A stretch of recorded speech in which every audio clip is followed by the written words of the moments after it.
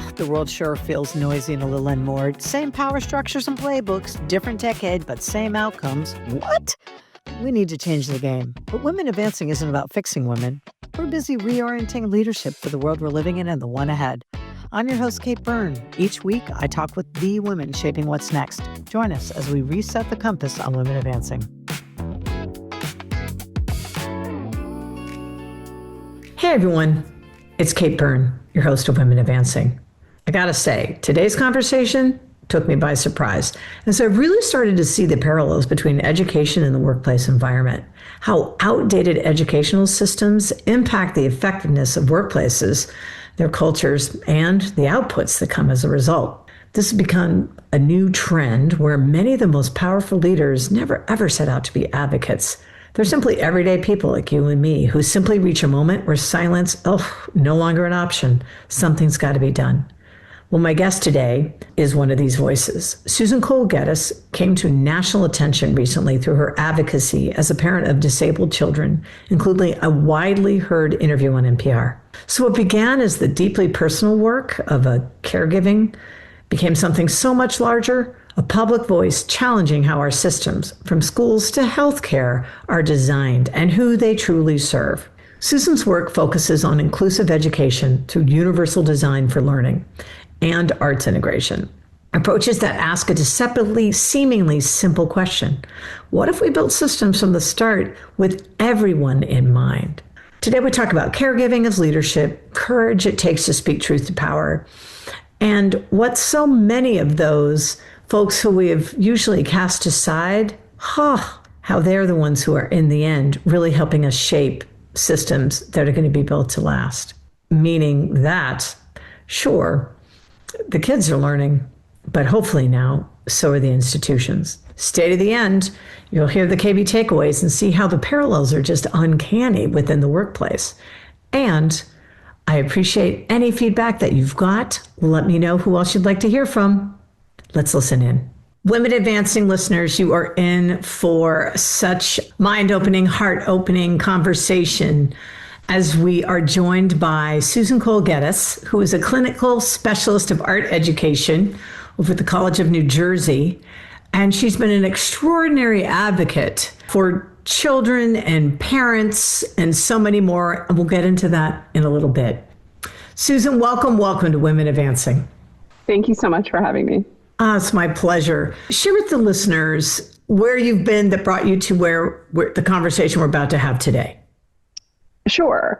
I think about what is it that I'm known for? I'm a clinical specialist of art education. I think of myself as a scholar practitioner, as an educator. But what is sort of propelled me recently is this experience of living in the hospital with my son for 297 days. Oof. And it is because he's an adult with disabilities. He has Down syndrome and he's medically complex.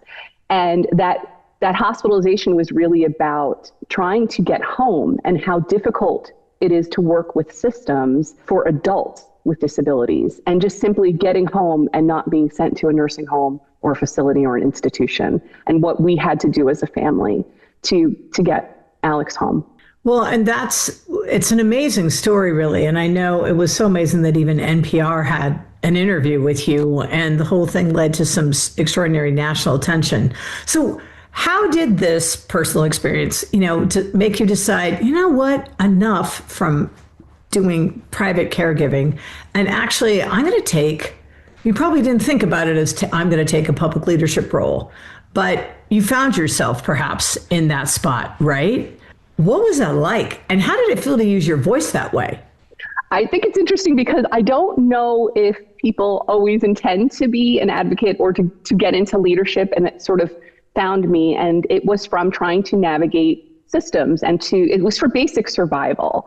So it was this sort of desperation, I think sort of biblical, like, pulling on the clothing of, I need to get your voice. It was this desperation of, perhaps if I keep climbing higher, I will reach someone who will listen and I will get their attention. And I was actually able to do that. I'm sorry, that just frustrates me. I'm frustrated for that because it just shows, it really makes you ask this question of who the heck are these systems even designed for? right? I mean, I think that's kind of part of the issue. And I know when you finally did get to those people at the top, I mean, did they have any, like, either frustration themselves with the system or trying to say, oh, yeah, did they acknowledge, yeah, you know what, it's crazy that you had to go through all this? They do, and I actually appreciate that. When there's a huge divide between the people who are receiving the services, or sort of in that user end of, we need certain things to be able to survive. Then there's the layer of people who've designed those systems, but don't include the actual users of the system. And that's what I was going to say, right? That's why everyone, as we know, it's so important to include, hello, the customer, or realize who the audience is. Yes. And then when you get to the people who are higher, who are elected officials, there's genuinely, I have found, shock and a disappointment that things aren't working the way that they are intended. Yeah, I personally always find it fascinating that the people that are leading these things often have no idea what really is going on. And I don't mean that because they're bad or whatever, but it's just they're so far removed, and their focus is more on policy. That they've got a different stakeholder that they're focused on. So kind of the customer aspect of it has been delegated to a degree. Yeah, and I would actually call that like the lived experience. Yes. And how important, right, to include people with lived experience in that policy making. Well, yeah. And I know one of the things that you're in the process of really kind of getting into is focusing on, inclusive education. Because let's face it, art is just to me, I think it's a great equalizer in a lot of ways. And it allows for both, group experience, but also a wonderfully, potentially even deep individual experience as well, right? So, and also universal design for learning. Talk a little bit about what exactly UDL is. Yeah. I'm really passionate about this. Yeah. When I think about this and the research that has gone into this and the people thinking about this, it really goes back to this really big, this essential question, this big idea of, what if it's not the people who are the problem, but it's the system? What if, right? What if it's the student who is not the problem, but it's the environment, the learning environment that we have created, and that if we change that people can be successful. And that's why I'm so excited about it, because as a teacher on my own at many levels, from teaching preschool all the way up through college students, adults, I have seen that when we have flexibility, that we can reach people that we had dismissed as having disabilities, as being problematic, as unable to learn, just by pivoting and being flexible. Well, yeah. And I think, this is also so applicable, right, to the culture of a workplace. I mean, I think it's a both and kind of a situation. So in this work, what did the sort of this universal design learning reveal about who schools, really are, and who those systems are originally designed for? Because what's always blown my mind is the rest of the world is all busy acting, and technology's coming in and all of this. And so often the very places where we have children and adults who choose to go back to school for the majority of the hours of their days have not kept up. It's really interesting to think about what it's a system, right? How they are built. They're built for efficiency and standardization. And then we have people who are in the arts who are probably the opposite of that. Right. But that's kind of to me, that's kind of systems thinking, right? You've got your left and your right. You've got your, you know what I mean? The sort of more, I'll say horizontal, not chaotic, more horizontal and linear, right? And I think it represents both, which is so important. Yeah, I think about, I always describe myself sort of as confluent, constructivist. I understand that people have to learn by doing. But I've also seen that the way that I teach, the environment that I create, the trust or distrust that happens in the environment, in the learning environment, has that impact on people.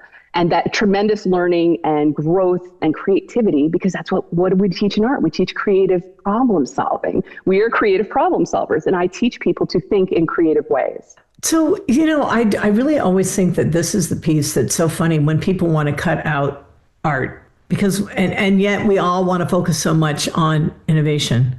Well, I mean, that was always amazed me, because where the heck do you expect to get the inspiration or that aha moment of connecting two unlikely bedfellow dots that then create the next great thing? Share a little bit about like the work that you're doing now and kind of as you see it, and like a day in the life of a student in your class.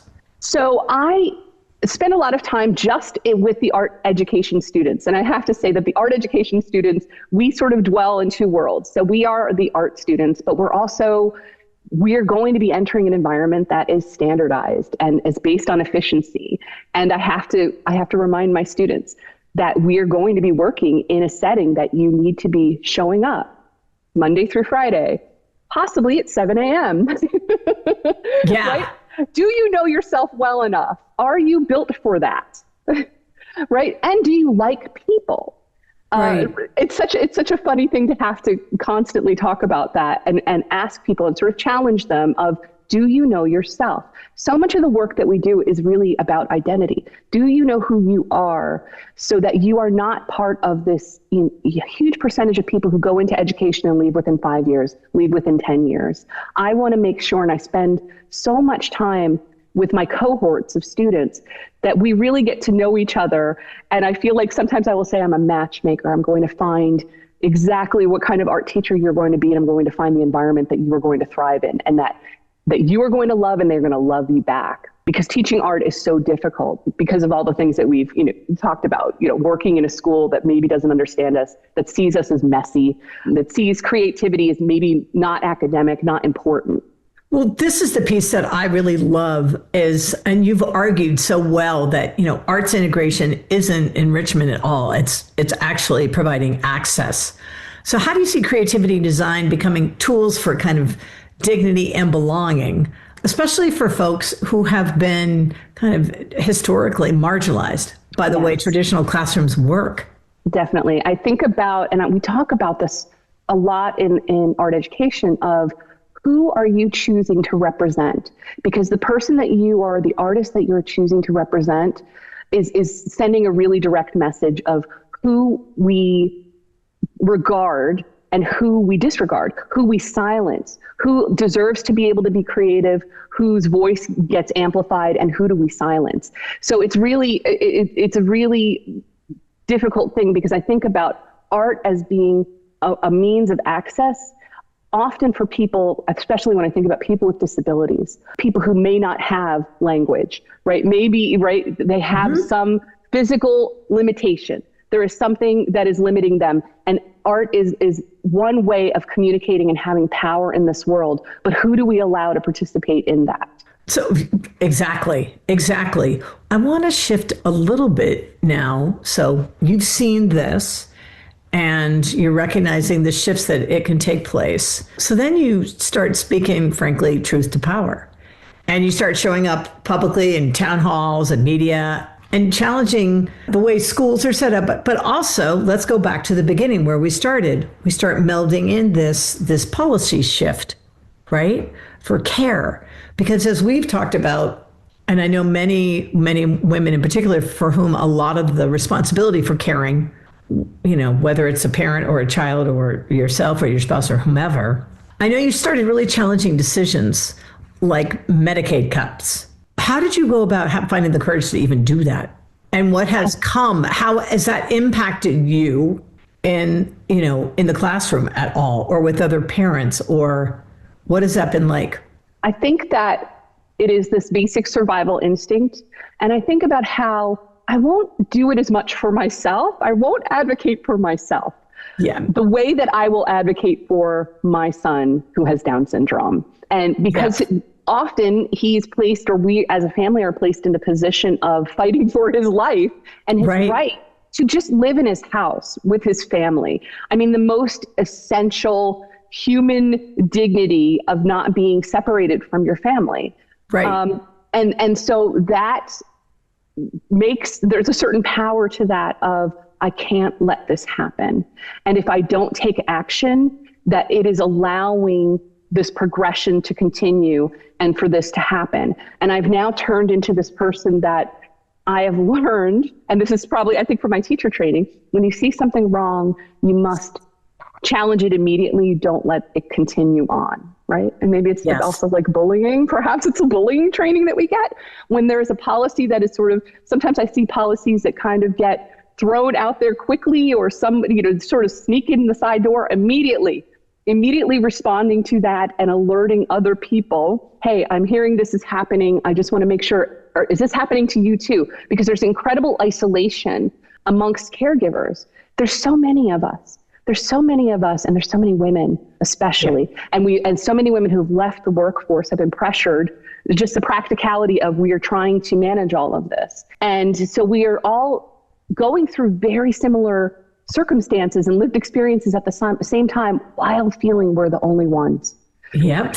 And so for me to be able to create spaces for people to connect and to problem solve, and we are able through our technology and social media to connect people immediately to resources, to support, and just be there for people to empower them. And that to me keeps me going and like gives me the courage to keep speaking. So I've got to ask you too, did you encounter, I think I know the answer, but I'd love for you to share if you did you encounter disrespect, is what I would think it would be, as you went to go speak and challenge policymakers and corporations and larger entities? When you go and you're advocating, but you're also, as you said, lived experience, a mother. Did you encounter being dismissed? And if you did, yeah. And so, oh my God, it would drive me, I'd be so mad.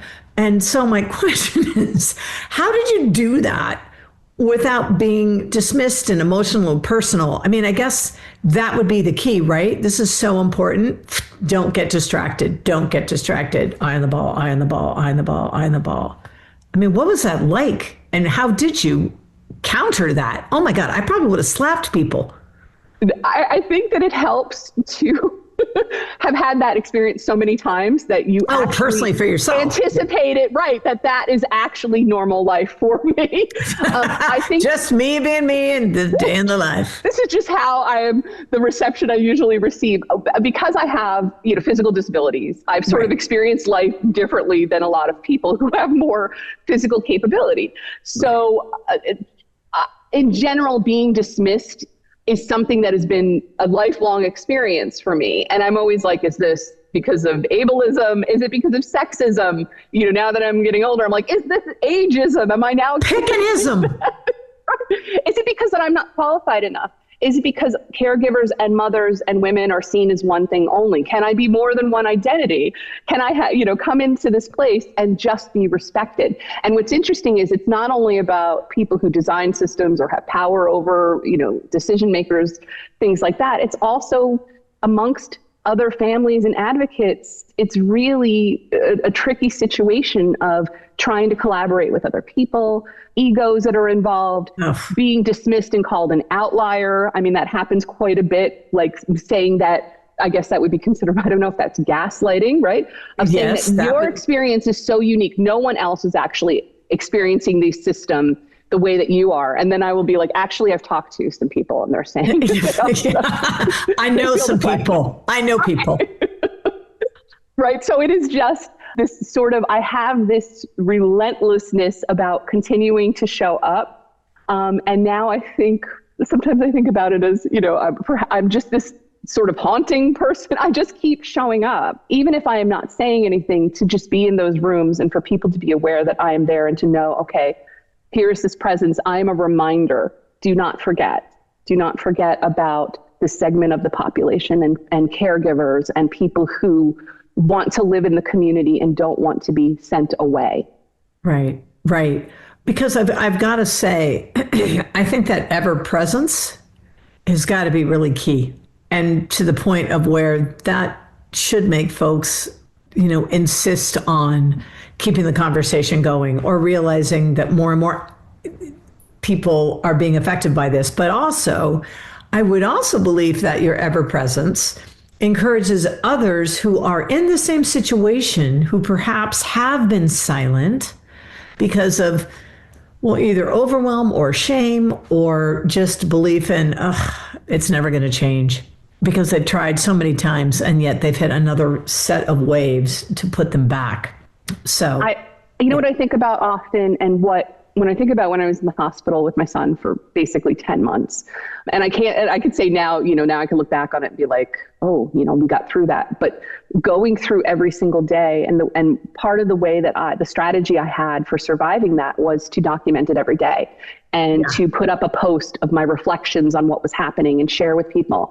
And people were very invested in this story, and that was my coping technique. But when I think about all of this, of moving from it's telling my story over and over again to really shifting to I need to change this system. Right. And I need for people to look at the history of civil rights movements and the disability movement and how things have changed, and it just requires showing up. You actually don't have to say anything, and you can just your presence and just having numbers and having even one number, one person really can make a difference. And I think about that was the power that I learned through getting through that time, that perseverance and that holding on, even when you feel like you can't, is really powerful. And you will get to the other side. You will get to the other side and be better for it. Right. And I'm assuming too that by remembering what's on the other side is what really keeps that flywheel spinning, right? It's what makes you continue to show up again and again and again. Well, so if we kind of truly centered on, I hate to use the word disabled, but disabled students and their families and how we design schools and policies, like I'm curious, looking farther out, what would fundamentally change and what kind of leadership would that require? And I'm going to say, well, from people in general, but really from women. Yeah, right. And this is primarily women's work. When you think about who's in the schools, when I look at who's in my programs, right, who's coming through and leading this. I tell my students all the stories. I always have, odd, bizarre situation stories about being a teacher.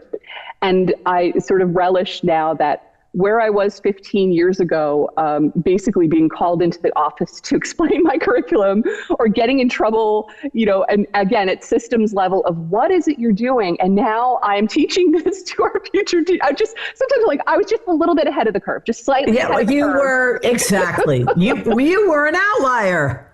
I was an outlier. And I was you were a pioneer. Right. It was that art is dangerous. Yes. But that's the flexibility we need, right? Yeah. That is the flexibility to design curriculums, to really think about instruction. I think we really need to think about testing and the impacts of technology. And I remember teaching in the 1990s versus 2000s and how we kept saying, like, we are making 21st century learners. And I'm like, okay, we're really far into this now. When are we going to start changing? Any day. Right? Oh. And really changing, and not doing changes like dropping, like teaching script, right? Or like penmanship, yeah. Right? Like serious changes to think about what does the school day look like? What do our individual classes and how much time we give to that? What do the hallways look like? Really, like having people think about, I love when I hear about high school starting later, right? Yes. Think about the student. What do people need, and give the people what they need. Really, right. And like thinking and designing systems with the people who are in those systems, giving in mind. Right? Can the stakeholders be a part of this? Can we talk about like what's actually working for us? And that is a way of, frankly, truly allowing a potential. You hear so often, we want to hear an environment where people can thrive, where students can flourish. And we do the absolute opposite, because we take all their individual and they stick it in a teeny tiny little thing.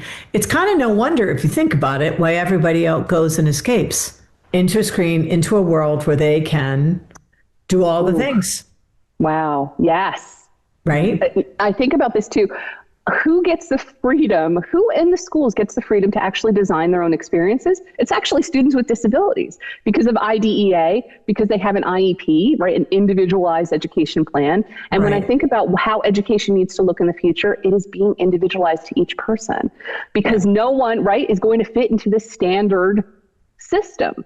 And we want creative problem solvers. So let's make this look like, what we're trying to produce. Well, and the thing that's kind of interesting about that is, wouldn't that have a causal effect later when people are actually in a workplace, whatever that's going to look like, right? In the future, it's a little bit hybrid or whatever, but then you'd be based a lot on values, which there's a lot of talk about, but not a lot of follow through.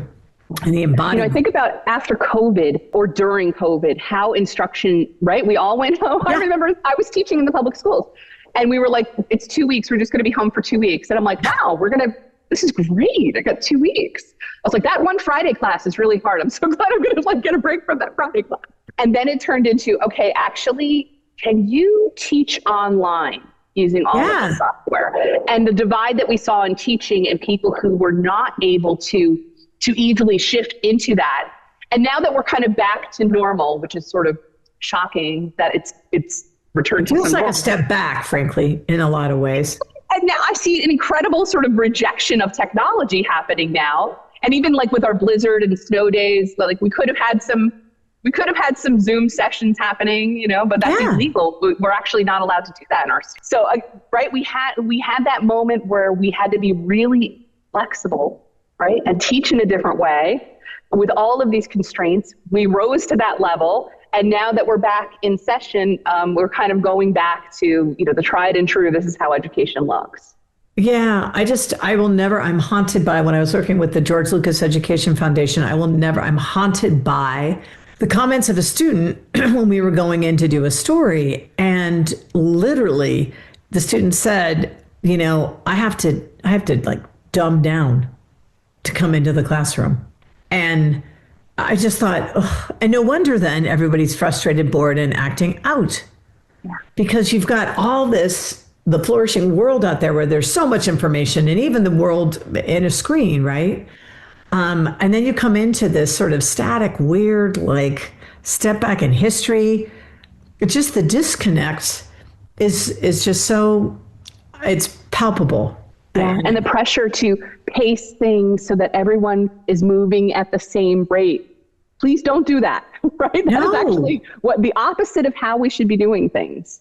And it's for students who have that need to move on, who need a challenge, who need novelty. And I think about our students who are often labeled as, having a disability, having ADHD. They need to move at a different rate and pace than other people. And it's not extra time. I know everybody's like, they just need extra time, slow it down. No, they need to be moving and tinkering and working.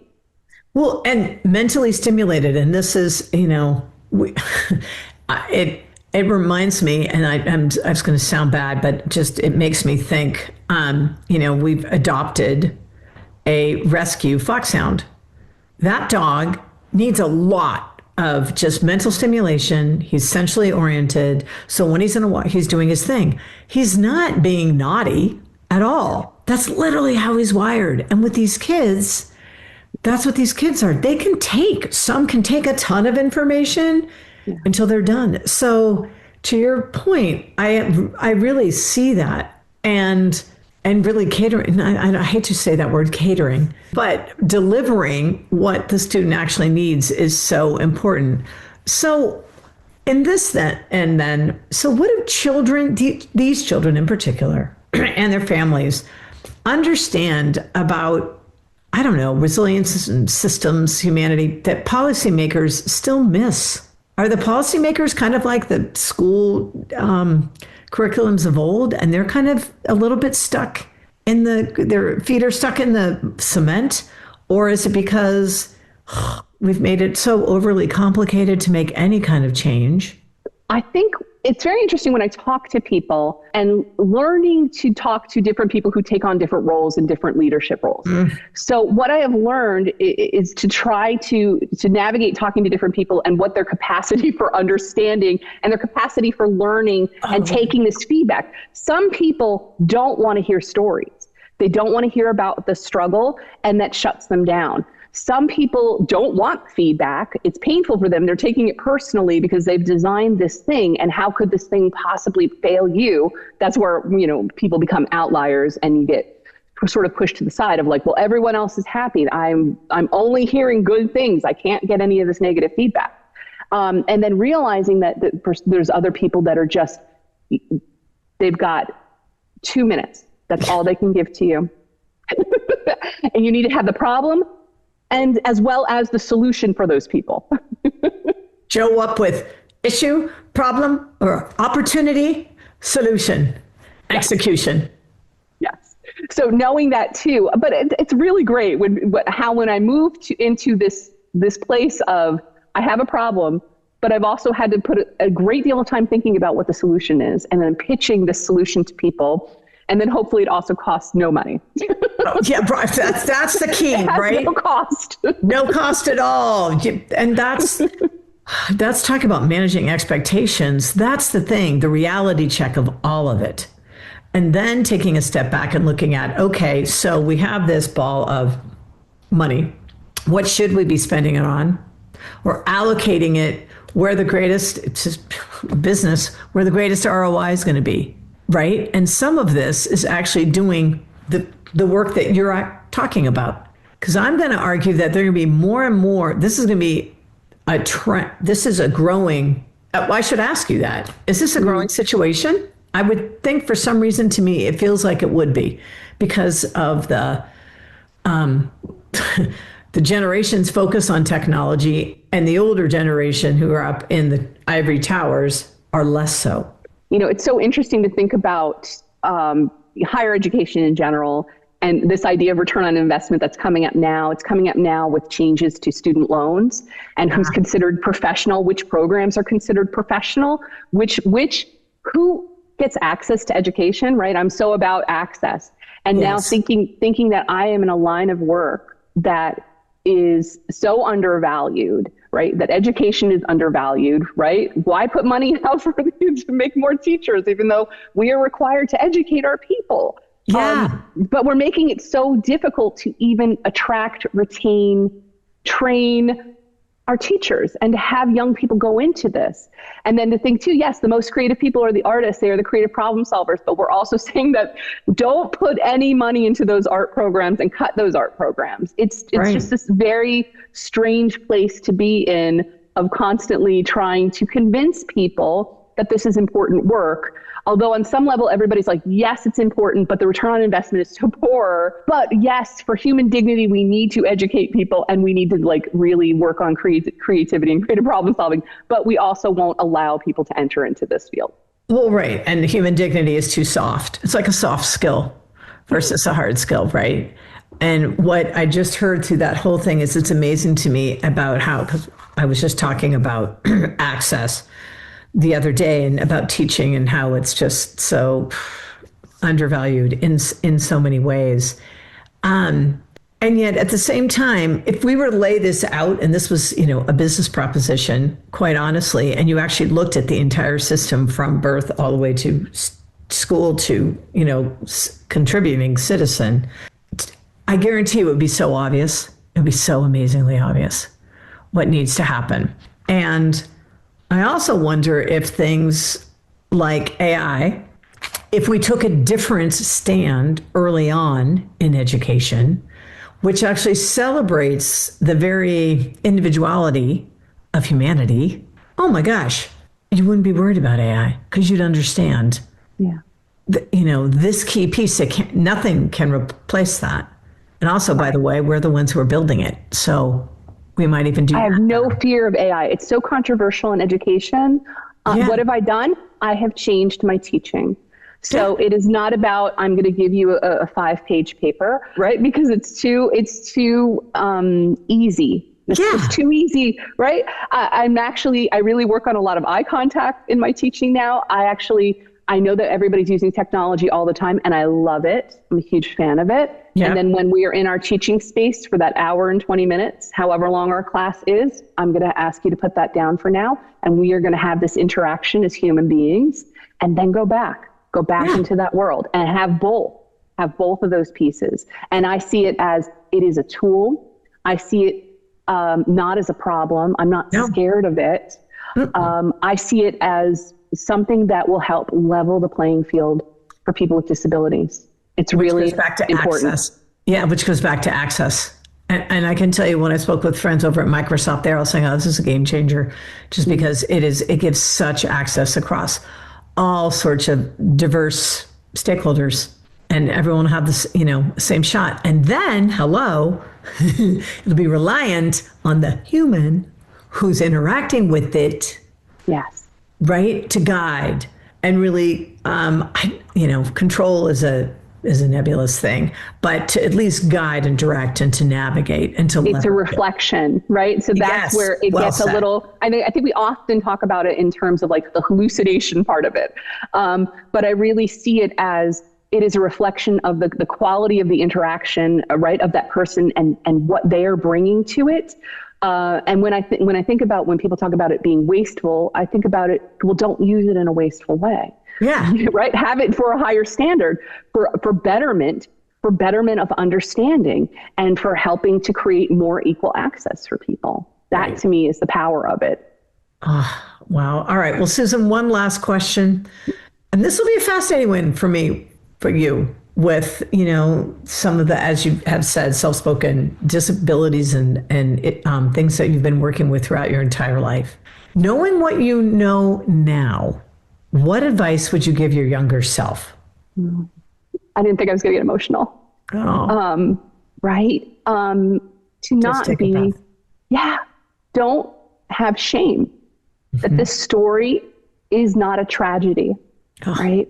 How powerful all of us are. We are so much more powerful, and we have so much to offer, and preserving dignity. And I think my experience of walking this walk with my son and seeing it not from this place of, it's a tragedy. He can't do so many things. He has to rely on so many people and so many systems just to get through the day. And I really see it as his life is a lesson.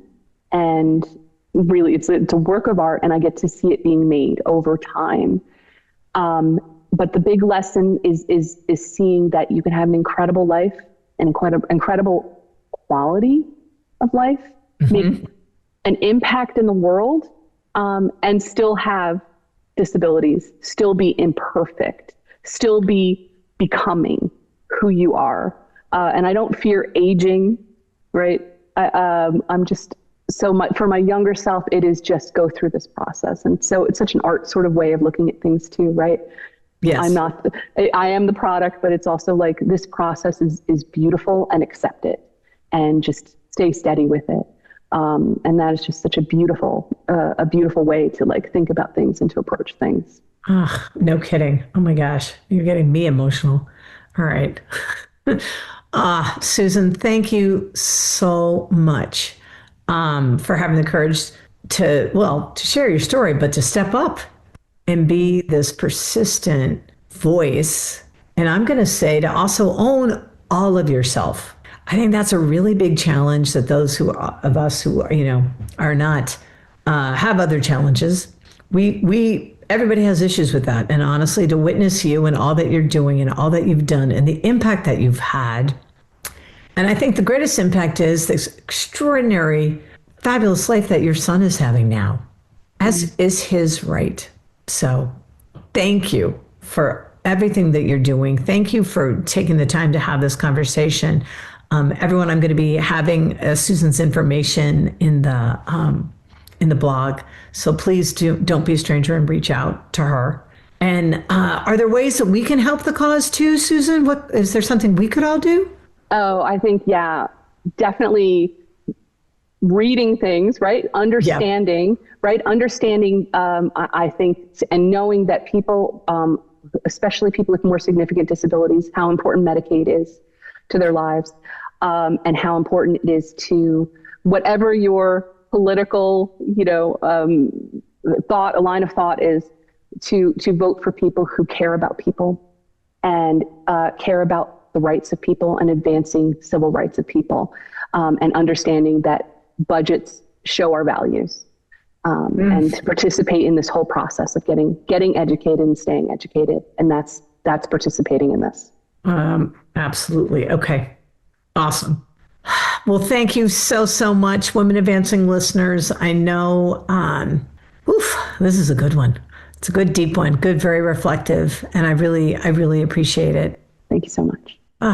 That was an extraordinary conversation because when I set it up, in my mind, I was thinking about the conversation about, really advocating and having the opportunity to take a personal experience and then drive it into a national conversation, which this was. I don't think I realized, though, quite the parallel between this situation, this education-oriented situation, and the workplace. So with that, KB takeaways. One is relentlessly show up. Persistence, which we know we talk a lot about, but knowing when you've hit a block, but still not taking no for an answer and figuring out, it just means that no, they always say, is leading to a yes. It just means you just have to see those no's as opportunities to finally and craft and hone your delivery.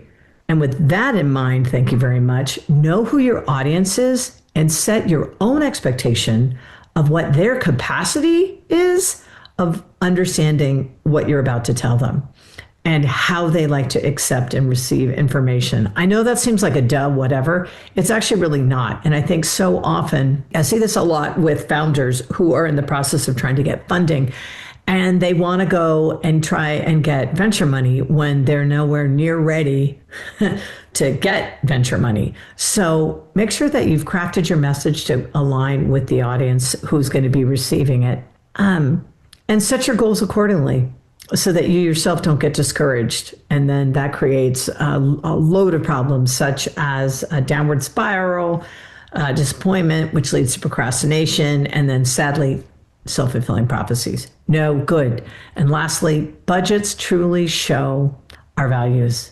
So I encourage everyone to really look at how and where are you spending, how and where are you investing, and where do those folks invest their dollars.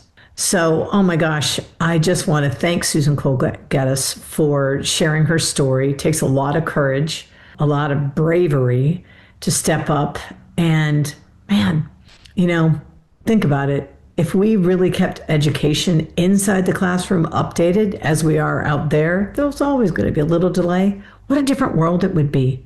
And also, I think gone would that be the generational gap. Anyway, continuing the conversation, as always, thank you so much for your feedback. It means a lot to me. Don't be a stranger. And I look forward to continuing the conversation. Thanks so much. Thanks for listening. May this episode inspire you to move forward. Be sure to go to iTunes, Spotify, katebyrne.co, that's KATEBYRNE.co, or wherever you listen to your podcasts, and listen to even more episodes. Here's to strong women. May we know them, may we be them, may we raise them. And be sure to meet them on the next Women Advancing. Till next time.